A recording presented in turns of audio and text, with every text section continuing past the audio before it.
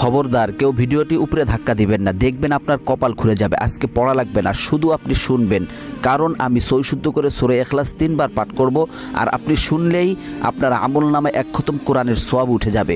তো চলুন শুরু করা যাক। তো শুরু করার আগে যদি ভিডিওটি ভালো লাগে অবশ্যই চ্যানেলটি সাবস্ক্রাইব, ভিডিওটি লাইক এবং ভিডিওটি শেয়ার করার অনুরোধ করছি। তো চলুন শুনে আসি 3 বার। বিসমিল্লাহির রহমানির রহিম। قل هو الله أحد الله الصمد لم يلد ولم يولد ولم يكن له كفوا أحد بسم الله الرحمن الرحيم قل هو الله أحد الله الصمد لم يلد ولم يولد ولم يكن له كفوا أحد بسم الله الرحمن الرحيم قل هو الله أحد الله الصمد لم يلد ولم يولد ولم يكن له كفوا أحد। যারা শুনেছেন তাদের আমলনামায় 1 খতম কোরআনের সওয়াব উঠে গিয়েছে।